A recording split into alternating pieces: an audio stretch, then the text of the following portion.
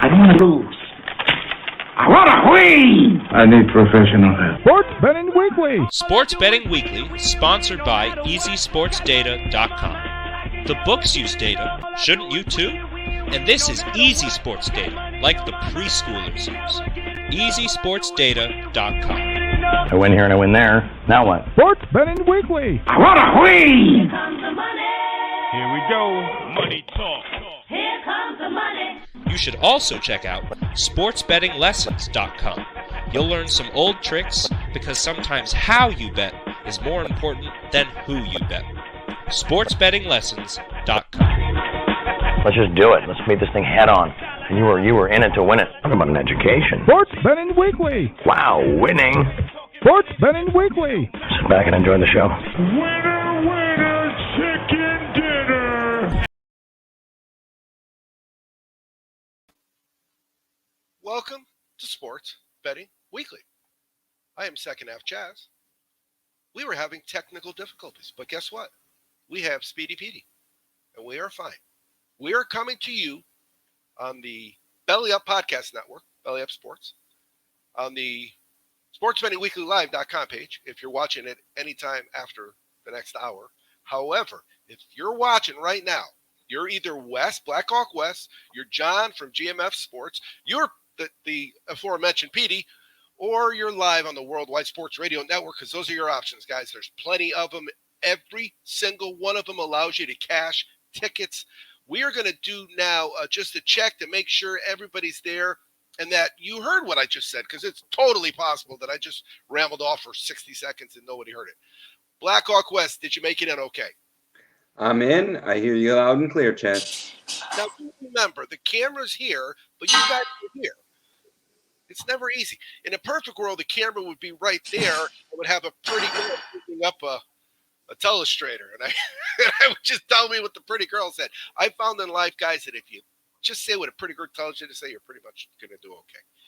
John from GMF Sports, guys, we have a breaking news update. Gonzaga is down in halftime. No, Gonzaga is barely winning at halftime, and so I normally ask you guys first, but I want to go hop on Gonzaga. I think I mentioned to you how much they have won for me in the past. Recently, Gonzaga and San Diego State have been covering the spread, and it doesn't matter if you win. If you don't cover, it doesn't do me any good because I'm not going to bet a lot of money lines. So we're going to do that right away. And if you'll remember, what I had said to you guys is send me your plays over so we can look and see. All right, so we missed the second half for Gonzaga. It's off the board. But they have this thing nowadays that I didn't have when I was a kid called live action. So we're going to look up that Gonzaga game, and we're going to see where it is right now. All right, it was 40-38 at halftime. The line is open. It's Gonzaga. What I'm going to look for is the first number that's a negative. That's kind of how I deal with these things in life is I could get minus 21, and I can play it for plus 154, but I took the first negative number, which is 116. So I have now Gonzaga at minus 18.5 for the game, where I also have a ticket for them at 31.5. Boy, that'd be a great middle, wouldn't it, Wes, if I was on the middle of that? That'd be fantastic. Wow, that's a 14-point middle. I'm not on a middle. I'm on the edges. So, all right. So what about you, John? Live action. We always start with our Belly Up Sports live action and with a goal to cash before the end of the show. Now, I'm not sure about that one. That probably won't cash, right? Second half's more than an hour, right? It's about an hour and a half, hour and 15 minutes. Until you get to the last 2 minutes, which is like an hour in itself, right? What's the average length, John, of a second half of a college basketball game? There we go. I said it's tough, especially for Gonzaga. I think they opened the original line was like 31 points. I think overall for them. So now, with 31 on it. Yep. Oh yeah. So yeah, that's even at 20. That's a little crazy to run here with last 20 minutes of a college basketball game. Even though Gonzaga is pretty high scoring, we'll kind of wait and see. I'm looking right in the camera. I'm telling you, they could cover this game for the game. Oh, for the game. Oh, okay. No doubt they could do that. I don't need to do that all the time because I just get 18.5 point stands. But the bottom line is they score points and they're good and they're really, really good. Now, again, they're playing in that conference with Santa Clara and with St. Mary's and San Diego USD. So you should win by 30. Exactly. They should be able to win by 30. That's why they were favored like that. You also have to take in consideration, though, coming here at the end of the year, you have to think about these top-ranked teams. Are they kind of looking ahead? You know, we got obviously conference championships coming up. I think kind of March 10th. I'm sorry, March 10th is when they start. So don't want to say they outlook them. Right, you're absolutely right. As Wes has always said, all they want is the W. They don't care about the points, Brett. They just they don't care about covering. Only the bettors do. Yeah, when a team consistently is doing that, which is being slow. I mean, right? How long we got them talking? How many times have you heard me say Gonzaga starts slow, bet them in the second half? I mean, 7, 8 times I've hit on this play? Yeah, Why definitely. would I keep betting? So, we talk about that in the sports betting lessons and with both of you guys in the teachings we do, which is you don't have to overthink it. If they keep winning, you just keep betting them. If they keep losing, just keep betting against them. And really, I think Wes has that down real good with the NHL. But Wes, while we got you on the pedestal here, where are we with your live play? Have you done anything already today? Yeah, I have. I actually, before the game started, I was on Boston money line and over 2.5 for the game. Well, now live action has changed that a little bit. I still like Boston, but I'm now going to jump on and take the 1 point. So Boston +1 is a -110 payoff. I like having that security there because if it finishes at a tie, it's a guaranteed push minimum. And I had Chicago over 2.5 goals for the game. That has changed now, and it is now 1.5. Separate game though, right? For the entire game. We're about 13 minutes to go in the second period. You said Chicago though. That threw me off because I was looking at Boston and the Islanders. Yeah. So Boston, I'm taking the 1 point for the game. So Okay. Boston +1. Yep. On the Chicago Blackhawks and Columbus game, the team over is now 1.5 Chicago. So if you like it at 2.5, that means you love it at 1.5. And Patrick Kane has got 12 points against Columbus this season, and goals are going to start to happen in this game. So What's the odds on 1.5? it's -135. I'm looking more at getting the W than I am with the odds. If it was more than 135, I wouldn't be doing it. But it's 2 goals, and there hasn't been any penalties. And Chicago has the number 1 power play in the league. You take your dog out or what? We trying to get dog commercials? Well, they want to get in on the action. I mean, they want me to bet a dog race. It's pretty cool. We have a guy that shows. Well, I have 2 of them, so they probably want me to give a race winner. All right, so because I got Blackhawks +1.5 Chicago. Are you talking about the goals, over the goals? Okay, over the goals. Got it. All right, so I'm going to do that one. The other one I wasn't getting on your Boston game. I was getting 1.5, and it was like 260 or something. Yeah, I don't want anything to do with that. So what about you, John? Anything live? I haven't checked it recently, but I was eyeing the New Jersey Nets. I know they started the game down. Unfortunately, I have not checked it in the last couple of minutes, but I know they were down significantly. Down 7 early. Yeah. In the Yeah, so they were down 7. This is where they were favored to start the game at 8.5. I actually like them at the 8.5. So this is where if I can get a decent line on them, once again, I'm not sure exactly what their live option is, but I would actually jump on them live as well here. Kind of double. What I'm going to do is because I've talked with Dan from the DC show. I'm going to hop on this over 225 for the game with the Nets because I like that play as well. The Nets, they score. score and they give up a lot of points too. So I mean, if you've been following Nets overs for whatever the last 2 or 3 weeks, you've been making a decent piece of change doing that too. Over early, it's nice. I mentioned it when we so okay. Now we got all our live play in. Whew, when you start a show, knowing that your team that you give it 31 is behind. They were behind when I kind of started the show. Then, all right, you know you're going to have live action, and you want to hop on it because the worst thing is, as you know, they start the second half on a 13-0 run, right? And now they're up by 17, and all of a sudden the line's back up to 31. So we wanted to hop on that. I appreciate your guys giving plays, but we really have to right now and stop and realize that we started this cash tickets page at Sports Betting Weekly 1 week ago because for 8 years, if you just listened to the top guys on our show and wrote down, I always tell people it was audios. Now you could see us before you had to listen to us. Just have a pen and paper and write it down. Play it over, write it down. And we did that. I paid guys. I had interns, but I also paid guys to sit and listen to you, Wes and John and all you guys. Paulo, Tommy, Johnny D, all of them. Sloppy would call in. Mo was great. Mo was great. He went on a run. Remember, I don't know if you guys remember. He went like 3 weeks in a row. He was perfect. I think he was up to 18-0 and he lost the game. He was suicidal. Because you know what? Winning is expected. But what we did this weekend was so cool because I just played along like I was doing what you guys do and would do for other people to contact you, and you turned $100 into $425. I spent a couple hundred of it at the Hyatt. I sent you guys a picture. Took 100 out. So I got my 100 back in my account, put 100 into the other book that I'm shaking it up a little bit. Who's better than me? I put $100 in. I got $100 in a book this morning, $100 in my bank, and I spent $200 at the Hyatt. And it's mostly because I had such a phenomenal weekend, and I was the third best handicapper on the page. How brutal is that to lose when you have a good week?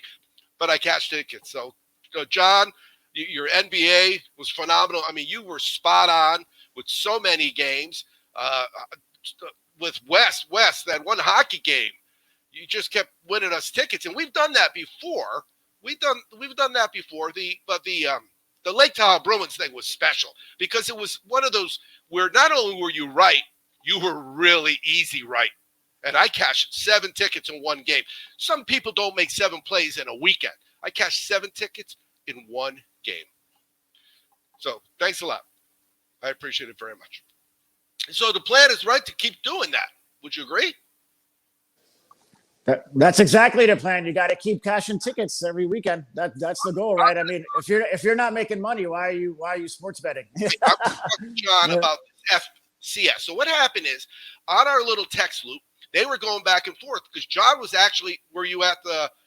Were you at the Rock? What casino were you at? I was at one of their sister properties at a time called Santa Fe Casino. Same umbrella of family casinos here. And so you couldn't find those FCS lines. Yeah, there was very select few of those games that were listed on the board, and as we kind of talked about it on that group chat, if the sports books knows they can get exposed on these lines, you want to know what? They won't even put it up there. They won't even put it out there for people to take advantage of. So they put it up this week. I guess they wanted a week. They wanted to see because Wes would have nailed them. Well, there was FCS action, all over. There was very limited live action. They did some halftime lines on my app, but the one that I couldn't find, and John and I were texting about it, was that Jackson State, and that was the play of the week that nobody won money off of. So yeah, exactly. But you would have owned one of the fountains at Caesars. There's no question. Probably the water around the fountain too. But this week I got 1, 2, 3. I printed all the happy. I got 4 pages of college football games. I got 5 pages of basketball games today, including the two teams that Mo's going to talk about on our interview. I got 2 pages of NHL, and it's a light NBA schedule, right, John? Yeah, it's mainly if you're looking forward, it's going to be a lot of college basketball. NBA has kind of trimmed it down. They're getting ready to go into their second half. So obviously college basketball, we got the FCS, and then NHL will be kind of the main slate there. Yeah, and so what we're going to do, we're going to talk to Mo.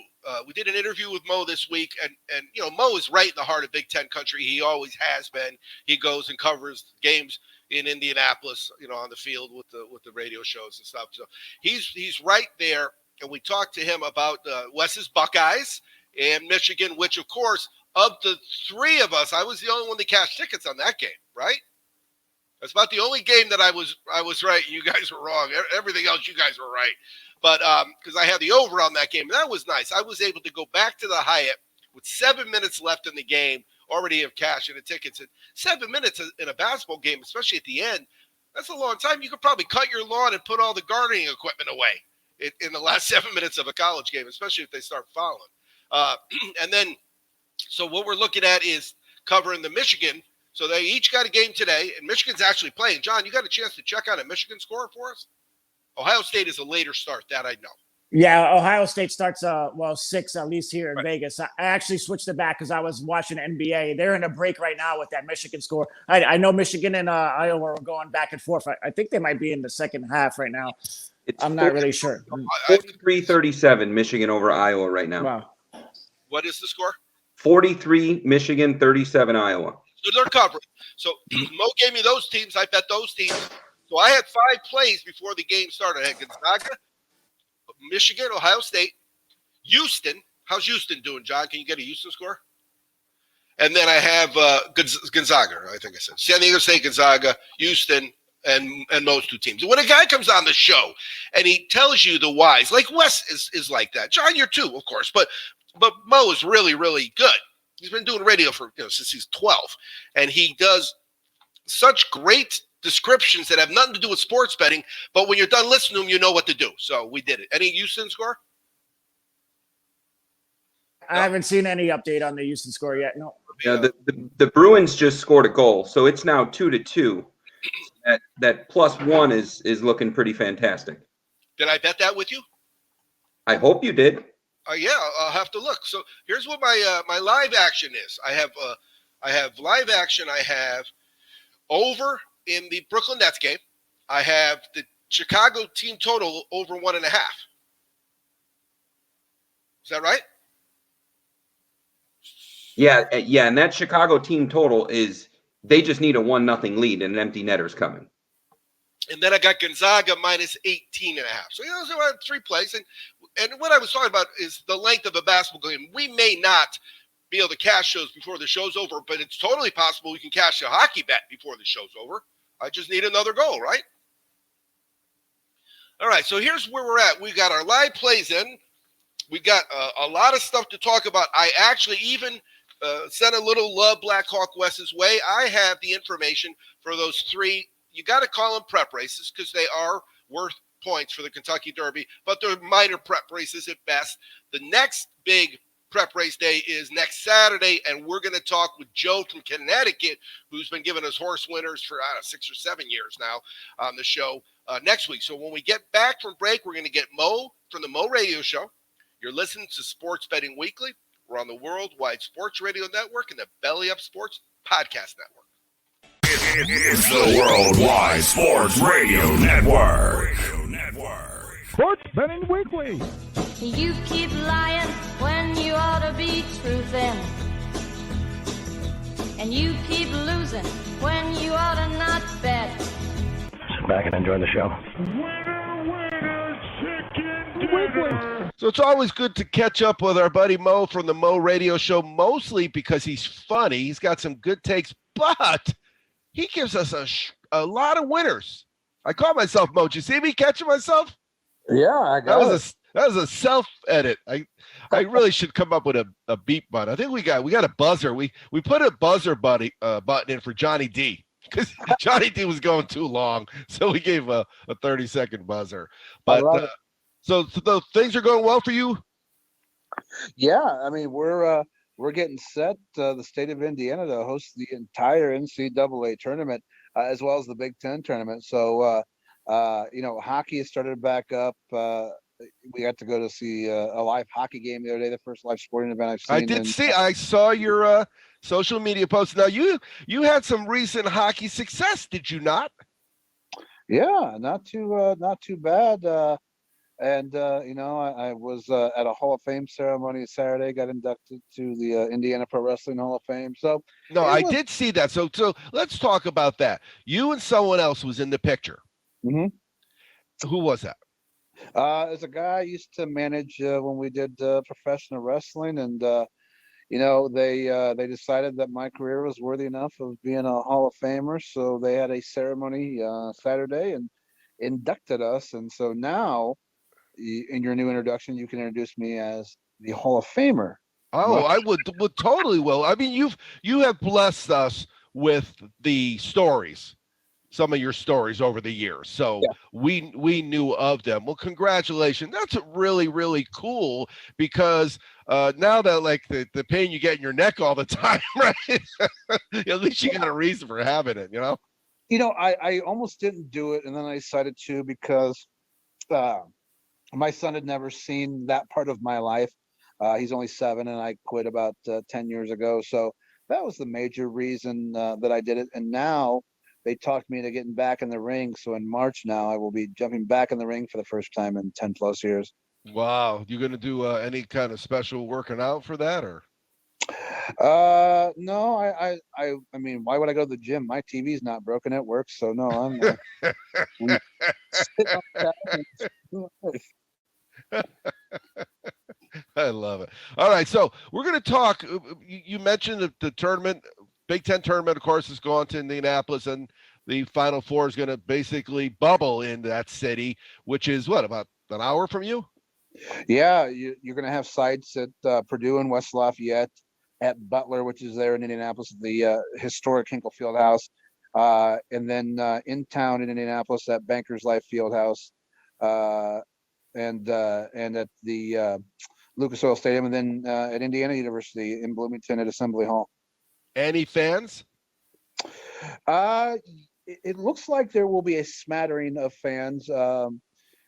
It's not going to be a ton, but as the COVID has continued to be less and less in Indiana, they opened up even more seats for the hockey teams last week. So, by the time we get to tournament time, a month, 3 weeks from now, there's a good chance that maybe we're a quarter or half full. So we'll keep our fingers crossed. Yeah, as you know, because we used to talk live from the West Coast games we would go to.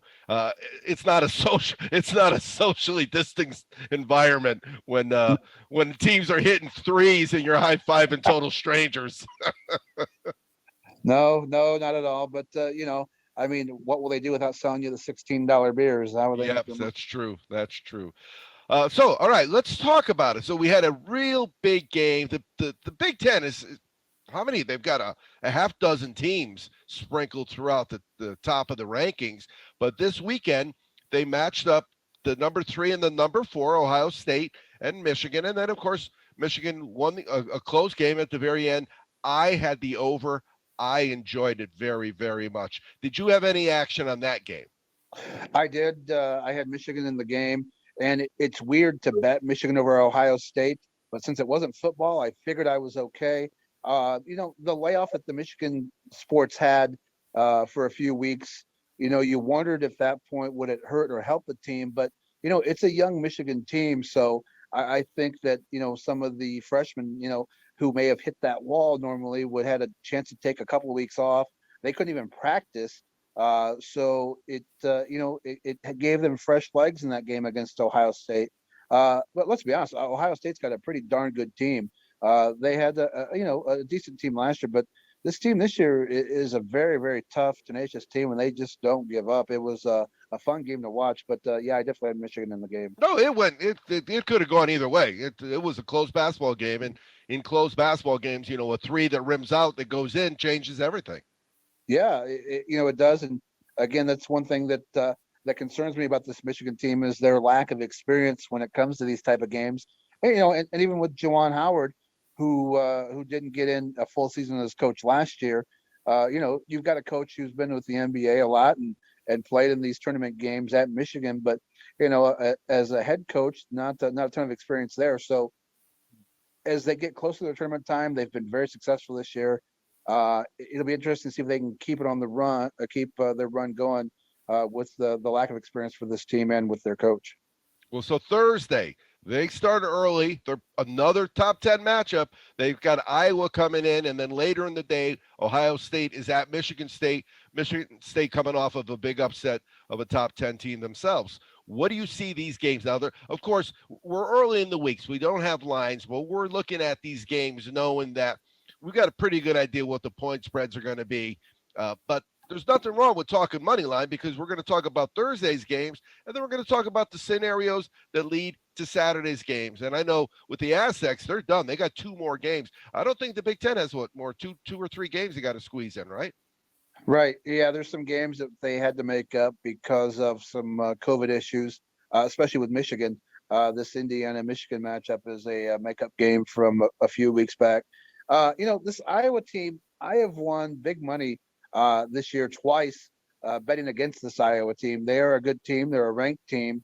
But in both games this year against the Hoosiers, this team just didn't show up. They're a team that normally scores a decent amount of points that you can win with the over. But, as of late, their play, especially against the Hoosiers, who are a mediocre team at best, was very concerning. So this Iowa team has a couple of playmakers, but when they get into foul trouble early, and it has happened, this Iowa team is a team where if, depending on your point spread, that I've made some decent money betting against them so far twice this year. Well, it's funny because we've been doing this now, you and I, for a long, long time. And when we first started, we couldn't talk team totals. Sometimes that team total is the best play of the game. You only have to watch one side of the action. You could bet a team total over for a team that's given a lot of points, or a team total over for a team who's been scrappy. And in basketball, that last 3-4 minutes, it's brutal if you're betting. Yeah, it is. And the ones that I've really started to like this year is doing parlays with players' points. That to me has hit more times than not. So it's something that I've decided to dabble in a little bit more this year is player parlays. I like player total points, player 3-pointers, and using those as parlays. But this Iowa team, it's been a pretty successful year betting against them. So I will probably be doing that again Thursday night. What about later in the day when Ohio State goes to Michigan State? Michigan State's been a team who's picked up a couple of wins, probably Tom Izzo's worst team in 20 years. They beat Indiana last week. They knocked off a top 5 ranked Illinois team earlier this week. I don't know that they have enough in them to beat an Ohio State team as well. It's probably going to be a closer point spread now than what it would have been a week ago. So that's good if you're betting Ohio State. I'm probably going to take Ohio State. I'm going to give the points regardless of what they are at this point because they're such a good team. But again, Michigan State playing well these last 2 games and that big upset against Illinois is going to keep that gap closer for those of you who want to bet the favorite in Ohio State. Yeah, plus Ohio State's coming off a loss as well. Exactly. And they're such a good coach team and such a disciplined team that, I'm happy for the Michigan State win earlier in the week over Illinois because for a guy like me who wants to bet Ohio State, I'm happy that gap's closing. Well, a couple 3 points easy, no doubt about it. All right, so then Saturday, Michigan is at Indiana. And then that same Iowa team who's leaving Michigan on Thursday has got to go play Ohio State. Oh, how much fun that's going to be. Yeah, Indiana's such an anomaly this year. They've got one maybe NBA caliber player on their team. Archie Miller's probably on his way out. His buyout drops tremendously next year. They've played well at times against good teams. They've knocked off Iowa twice. But they were a huge favorite last week against Michigan State and just got ran the second half. I would look for this Indiana team to possibly show up in the first half, but continue their trend of falling apart in the second half. They commit dumb turnovers. They can't make free throws. I would say that this is a big-time Michigan win come Saturday.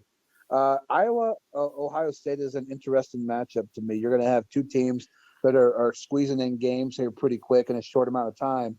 And we haven't seen that a lot recently, especially in the Big Ten. Ohio State will come off what should be hopefully an easier victory against Michigan State, be able to rest some guys.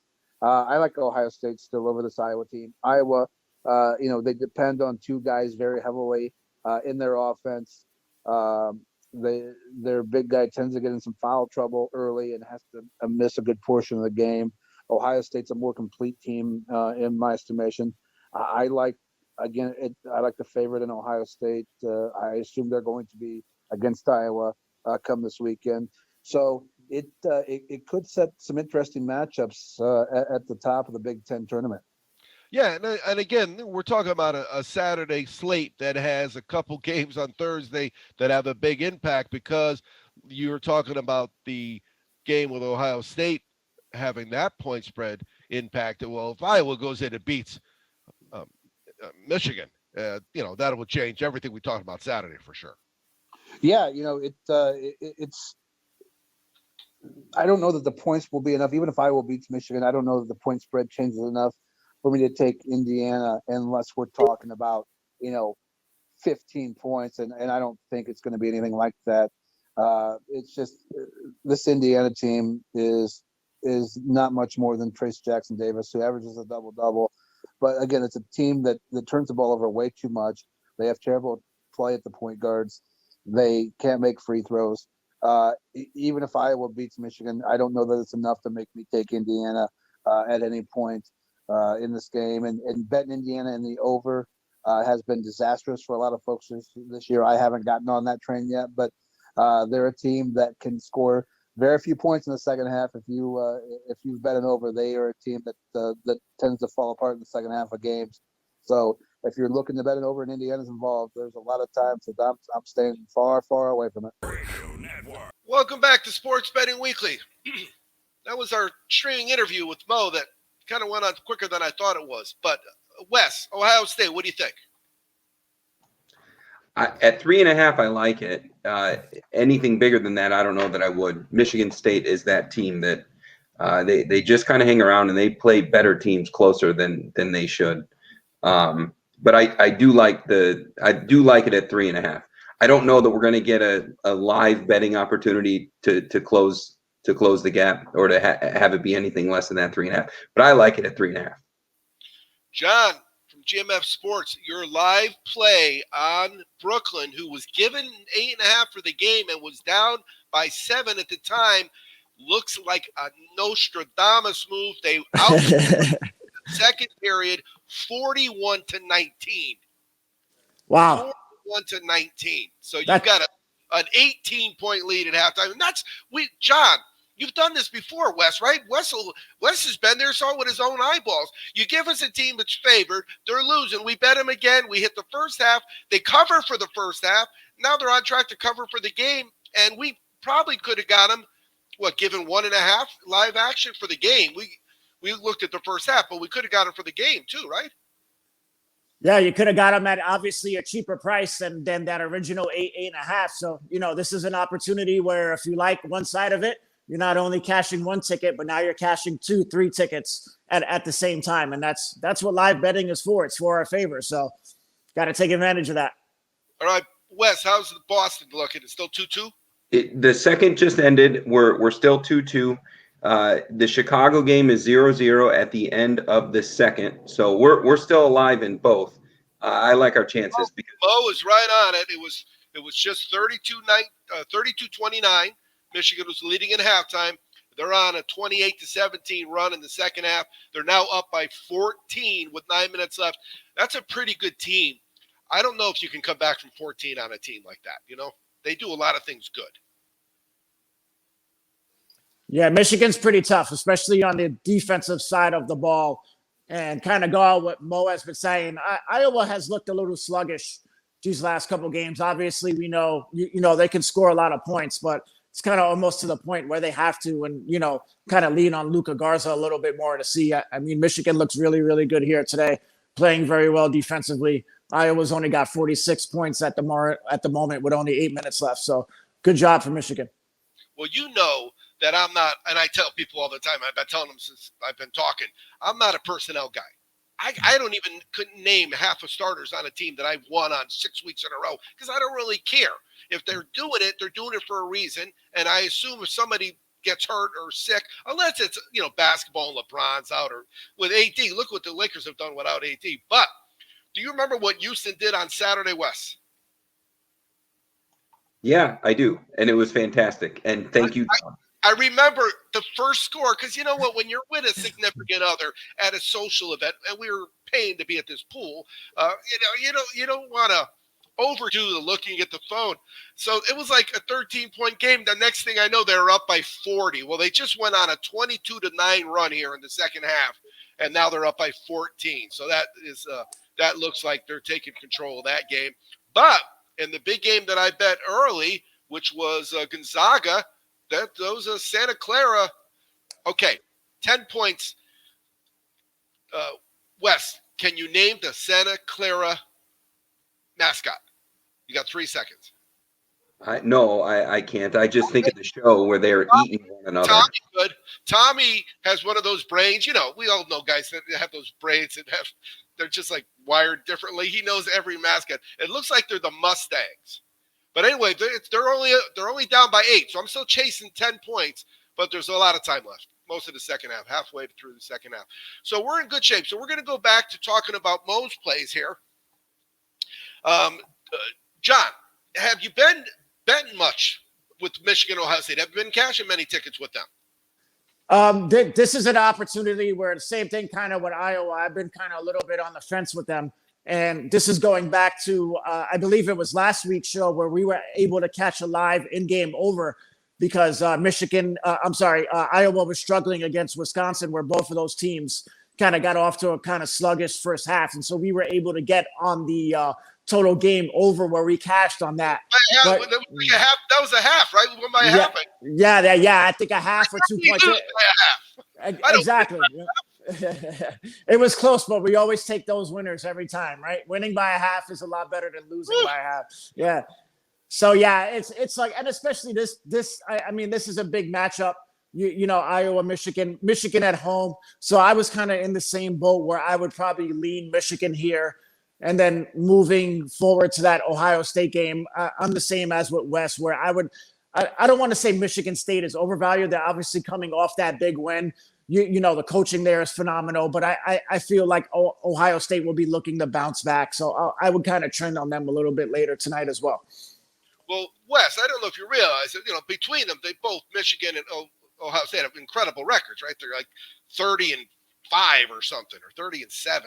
But against the spread, they're not bad.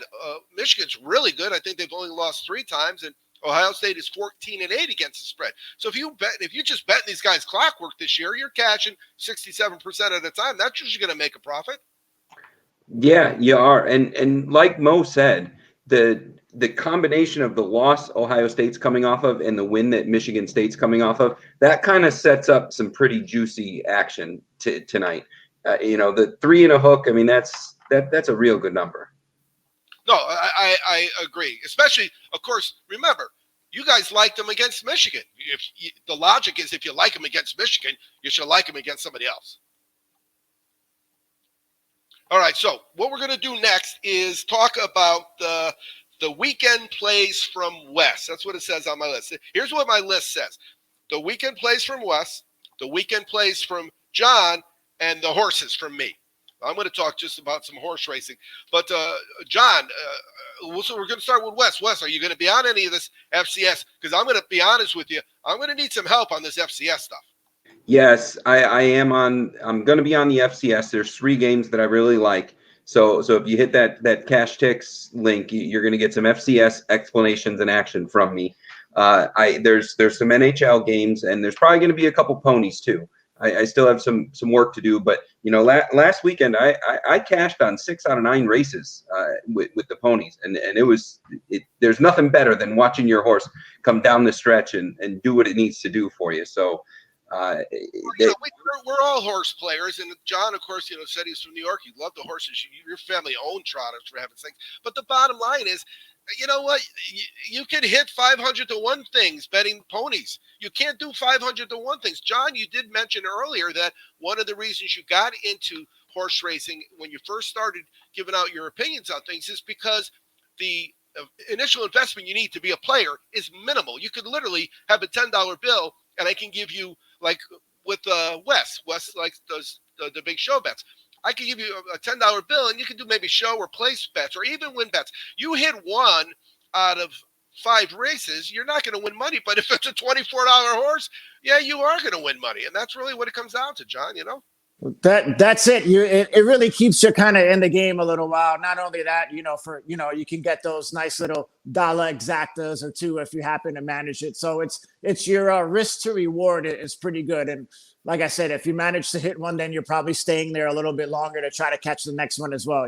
Well, I remember one of my jobs when I was going home in summer college, I punched tickets at a High Life front time. Okay. I used to go to Los Alamitos all the time when I lived in Laguna Beach, because you could just you go up the Laguna Canyon, hop on the 5 to the 605, and it was like 25 minutes. And there's, as you know, if you go to quarter horse tracks, those races are like 22 seconds. Yeah, Los Alamitos is always pretty fast, I think, right? I think they run, most of them, majority are short races there. I haven't been to Los Alamitos in a while. I've been to Santa Anita. This was probably a couple of years ago, but Santa Anita was really nice where we got to enjoy some races over there. So looking forward to hopefully California opening those tracks back up so we can get back out there again. All right. So John, if you go to our website, Sports Betting Weekly, as Wes mentioned, it's just the cash tickets tab. Hashtag cash tickets. And it's really because that's what we do, and that's what we've been doing for as long as I've been involved with the show, and it's my show, so that's been from the beginning. We just cash tickets. Talk about this weekend, what you're going to be cashing some tickets you assume with. Well, this weekend, it's going to be the same as the last couple of weeks. We're going to be focusing on college basketball and then NBA. We're going to mix in some light NHL too as well, but I mean, with so many games on the board for college basketball, you really got to pick and choose. But there's so much that, if we get rolling early, we can kind of keep steamrolling. Same mentality that you would have at a racetrack. If you catch a couple early winners, you can keep going and start building that bankroll up. Yeah, no doubt about it. And I will tell you one thing.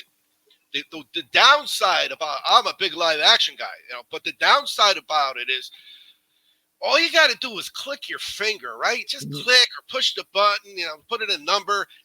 You really got to pay attention, because I was drinking in the sun. So I was drinking Stella's, but I was taking it was I think an 8-ounce can or a 12-ounce can. It was a skinny Stella's, and I put it in a cup of ice. So it was floating in ice the whole time.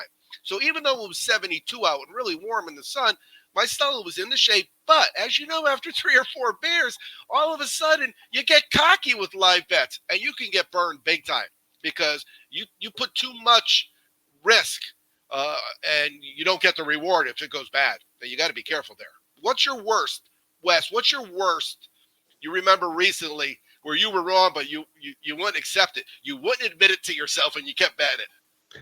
Clemson against Notre Dame, the first time when it was a Gulialale instead of Trevor Lawrence at quarterback. The overtime game. The overtime game. Yeah. And in fact, I had Clemson, and I thought they won. And the wife and I are celebrating with 60 seconds to go. I mean, and it was the kind of bet that I had to talk to her about and get her ready for before the game even started. We thought we won. We celebrated. Then it went into overtime. I dipped back in. Then it was like that scene from Trading Places where the old guy that just went bankrupt is screaming, "Turn those machines back on!" Get those brokers back in here. Oh, that's exactly what was happening, and that was the worst. It was I can feel it, and it was the Clemson deception. Yeah, there you go. All right, so we're going to talk about the horse racing. All right, so as you know, horse racing has a lot of issues. However, when it's good, it's good. The problem is it's not good that often. And I'm going to give you an example. This is Friday at the, I think it's at Turfway, right? It's at Turfway Friday. They have the 5th race is actually a prep race for the Kentucky Derby, but it's a $100,000 race. The problem is it's not even close to a quality field in terms of what some of the other races are, but those are a 200,000, a 400,000, 600,000. So what I look for is a card that has a pick 4 close to $500,000 or more in purses. So I'm looking for 4 races in a row where they're all at least 100 grand, and that eliminates a lot of days.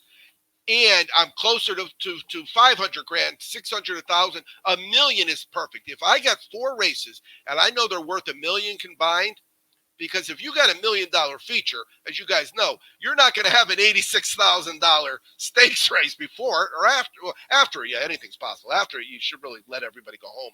They always try. Like John says, they always try. Just like when you get out at the track, you stay for one more race.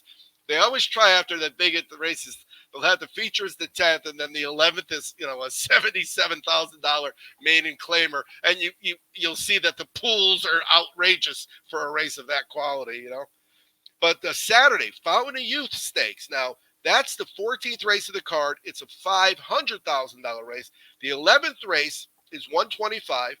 The 12th race is $200, and the 13th race is $125. So that's what I'm looking at. I've got a combined purses of just right about $1 million for those 4. So I'm betting. I will definitely bet that race. The 10th at Oaklawn on Saturday is also a prep race for the Derby. It's the Southwest. It's a $750,000 race.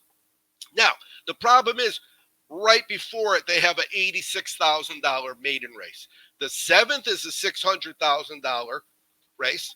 The 8th is a $200,000 race. And the 10th is a $750,000 race. And for some reason, and Wes, you know what? You owned horses. Your family owned horses. Maybe you explain to me why they made the 9th race an $86,000 maiden race. Does that make any sense to you?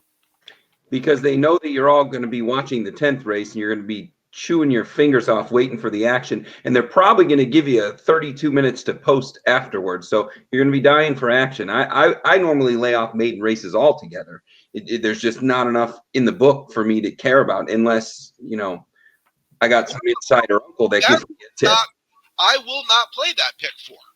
I'm going to look at those races because between the other 2, it's over $1.5 million, those 3 races. I will look at those 3, but I ain't wasted money giving them pick 4. And a pick 4 is one of their best gambling opportunities because they take a lot of money off the top. What do they take? Like almost a third of it, I think. Yeah, they do. The pick 4s are hard though because it's kind of like a 4-way parlay. On a football Sunday, if you go 3-1, it's a pretty good day. But if your only move was the 14 parlay, you're not very happy if you go 3-1. Right, so, but if you spread it out for 50 cents, you can't really do that on a college football Saturday. You can't spread 50 cents around. As John was telling us when he got into the ponies, you could take $2 and you could have 2 different Quinellas. You could have a 1 and 2 Quinella and a 4 and 6 Quinella that have nothing to do with each other. The 1 and 2 could be your numbers. When I go to the dogs, my numbers are 1 and 2 Quinella, and then I'll bet the 2 on top of the 1 in exactas. But I might like number 4 is a horse after my son, and number 6 is a horse after my mother-in-law or whatever, and I'll bet that parlay because it's $2 for a Quinella or $1 for a Quinella. You really can't beat it, So that's going to be what I'm going to do now. John, are you going to be betting any of these prep races? There's 3 of them. One Friday, 2 Saturday. Most likely I will not. I haven't really looked or paid attention to any of the horses or any of the trainers or anything that's been going on so far up to this point. So just kind of sticking to my key logic. If I'm not really too familiar with anything, I'll probably lay off. I'll watch it for, entertainment purposes and stuff like that. But yeah, I won't personally have any action on it. Who knows? Maybe I'll see something that'll stick out and I might throw a couple bucks in. You'll get my action because you're part of the cash tickets page. That's right. That's right. Yep. So yeah. Wes, you looking at all 3 or what are you thinking? I'll probably mess with them. I mean, to tell you the truth, I'm actually going to be in Vegas this weekend, and I'm probably, as crazy as it sounds, I'm probably not going to be betting as much on the sports or the horses because I'm going to be with the wife, and we're going to Vegas to get away from that routine, kind of eat everything else. Okay, someday we'll sit down, the 4 of us, my wife, your wife, me and you will have a conversation, and you can tell me how to explain that to Vicky. That wouldn't fly in my world, but. Yeah, so that's my plan is I'm not touching Friday's race. I'm going to bet the other 2 prep races, but the big one, which is I think it was at Gulfstream, I will have action in the pick 4 as well. So John, you will have access to all of those plays. For me, let's look at a live update on the scoreboard. So the Bruins are still 2-2, correct? And let's see, Chicago and Columbus are still scoreless. the Houston team has taken over this game. They've outscored Western Kentucky 37-16 in the second half. They are winning by 22 points. We are giving 11. That was also a second half play. That was a live action winner as well. Michigan is now up by 14. No, Michigan's up by 17 with 3 minutes to go. Yeah. And I'm pretty sure most had bet Michigan in the under because Iowa doesn't go under. And I think that's Parlay. I think he hit that cold parlay. I didn't have it, but I think he had it. And then what's the last one? We had the Nets. The Nets. So the Nets were at halftime. They had gone 41-9 after you said now they're up 13-7. So here's my problem. They're both scoring, but John, you got a winner. Yeah. I have the over. And anytime there's a blowout, you got to be careful about that over, you know? However, the final of this game could be 130-98 at the rate they're going, and I'll win that. So I'm ahead. I mean, when you get when you bet the over in the first quarter and you get a 60-point second quarter, it's kind of hard to complain about life. You know what I mean? Yeah, you never know. A couple threes, a couple, possessions where they kind of go back and forth, make some threes. Obviously, New Jersey has, but I'm sorry, Brooklyn. They're not New Jersey anymore. Yeah, Brooklyn, I really think it put up a lot of points. I think it was Brooklyn. It was. It might have been last week before the show. If I mentioned it, let me know. I'm repeating myself. But the bottom line is, there's no way I'm winning this game. I need like 15 points in a minute and 7 seconds, and they got like 22. It was just amazing. It's amazing. All right, Wes, this weekend. We're going to go to the cash tickets page. Where can they find out more information about you on social media? So you can find me at 151 Sports Investing on Twitter or Twitter, Facebook, and Instagram. But Chicago Options Traders on the Discord. That I have a live chat and a weekly podcast, and you use the promo code 151 Sports, and you get some change off your membership. And you already did that show today? I posted some pics and notes, and there is some recordings up there. Yes. Okay. All right. How about you, John? Facebook, Instagram, GMF Sports Consultants. You can find me on there. You can also get a hold of me on our website. We have a website, GMF Sports Consultants, the same thing. Any three of those options, you can get a hold of me. And then also through that hashtag cash tickets, look it up, get a hold of us for the weekend. You can join the weekend players for $15, ladies and gentlemen.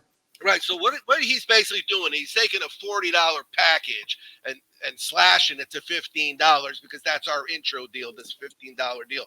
But it really, let me tell you, it really is pretty cool. I already knew you guys, and I knew your plays, and I knew how you bet. But when we're texting like we're doing, and I've done this before, I've done it with John, and I did this before, Wes and I have done it, but I've done it with Paulo, I've done it with Tommy, but I've never really done it with three guys consistently. And what I'm seeing is, oh my God, 1 + 1 + 1 = like 5.5 when it comes to just the amount of tickets we're cashing. And again, I mean, understand, I started my Saturday 7-3. I started my Sunday 8-0. I was 15-3 in those early plays. And by the end of the day, I was the third best handicapper this weekend.